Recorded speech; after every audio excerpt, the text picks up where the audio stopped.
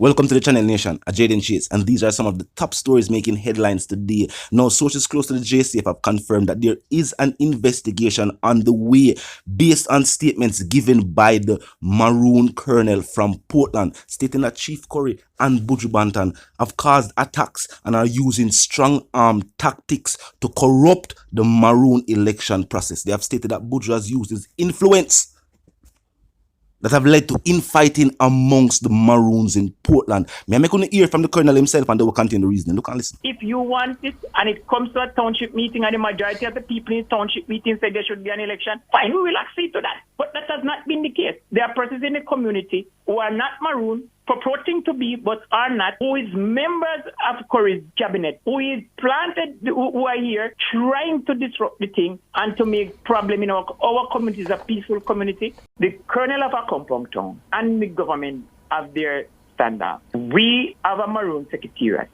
Leaders in the Windward Maroon group, we went to meet with the Prime Minister. We got a message from the Prime Minister to take back to Curry, and we try everything to deliver it to him since January. That's Curry from the Accompon Maroon. Yes. Yes. He has made various kind of excuse for us not even virtually want to meet. He is planning that because we did not support him in anything, and we were like, then he has meeting in Accompon and decide that he must overthrow the government, the leadership in Moortown, the one in Catsall and the one in Charlestown. Now, nation, what seems to be taking place is that Accompon Maroons, along with Buju Banton, have now shown their support for one of the only members of Nani who is actually running or willing to run in an election to be the leader of the Maroons. Now, truth be told, seeing the historic role that Nani played in the establishment of Maroon Town, and some would say that was shrouded in mystery, but based on what history states today, it would definitely be a good look to one, have a young face representing as a leadership for the Portland Maroons, and also the fact that she's of the bloodline of Nani of the Maroons. Now, they have stated that the colonel himself for Portland has not issued the order for the election, so there has been no date confirmed by him himself, but now there's unrest among the people, as now different factions have started to lend their support, even though no official candidates have been named.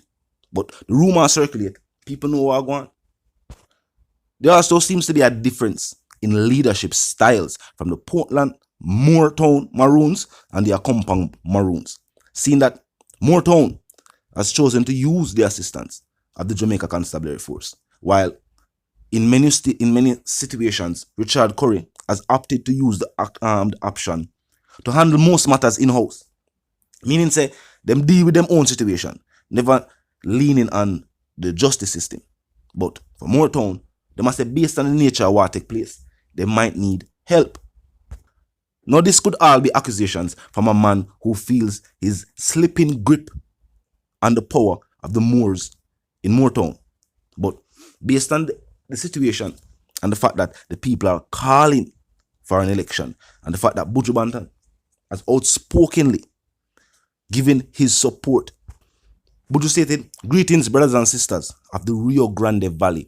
I am here to support Sister Hope, the first from the line of Nani. So come the 8th of May, make sure you come out in your tens and your thousands and in your various numbers, because hope lies in the youth and hope is the future," he added.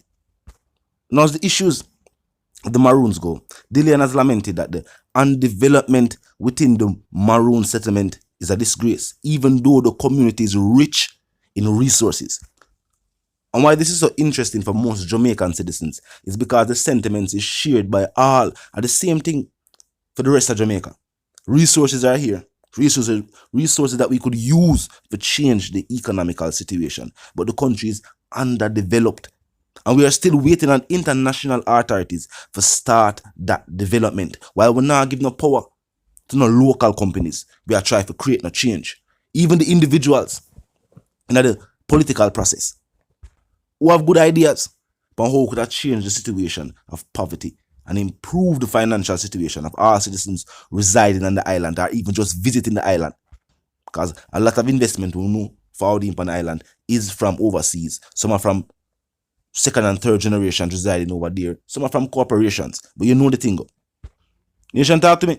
Tell me if you feel like these statements being made by the colonel of the Moortown Maroons is just to discredit Sister Nancy, daughter Miss Hope, and the support that is growing for her election bid. Talk to me. Tell me how you feel about the controversy that take place and the turn that it has made based on the reports made by the colonel that campaigns have gotten violent. Now on to the other stories making headlines.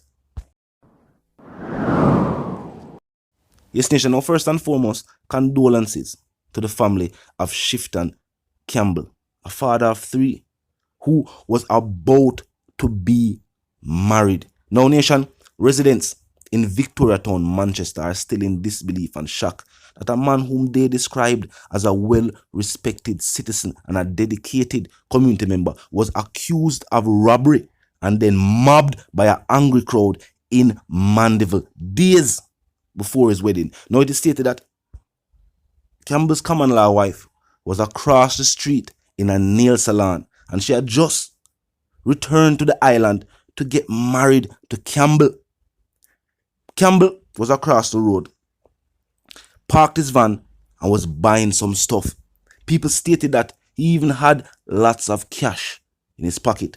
And the crowd, after turning on Campbell, accusing him of robbery, mobbed him and even took the cash from his pocket.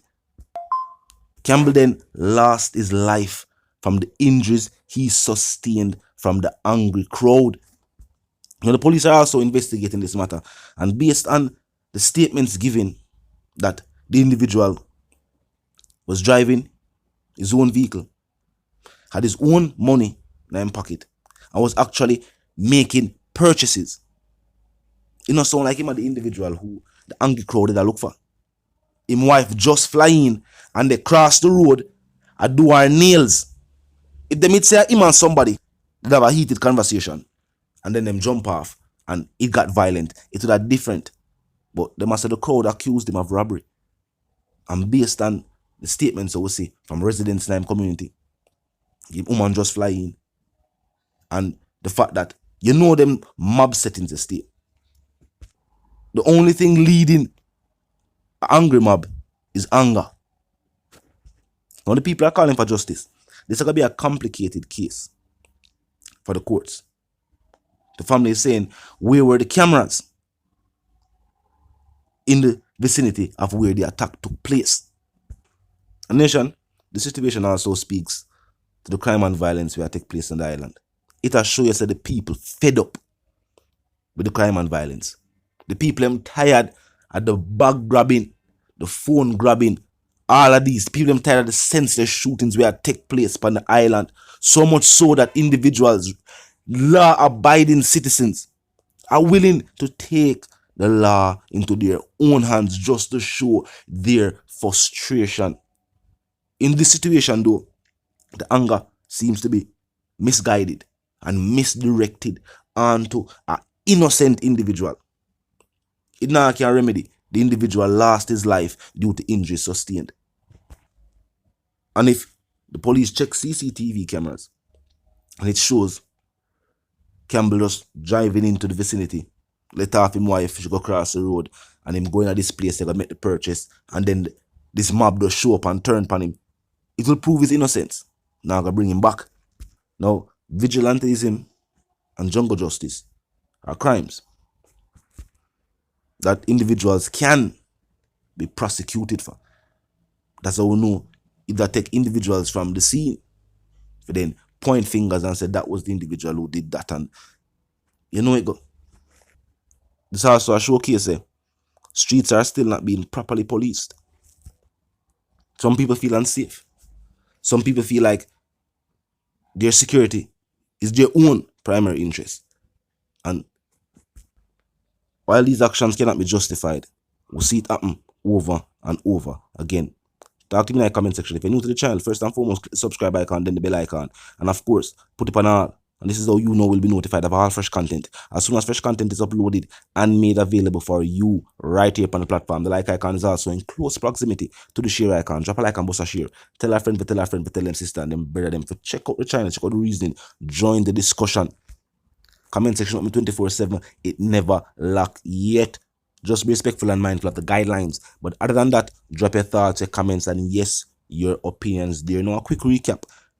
Colonel for the Moortown Maroons in Portland have accused Charg3, Buju, and Sister Hope of corrupting the election process taking place and stating that they are trying to force an election in Moortown to have leadership taken from the current colonel and given to Hope. Talk to me.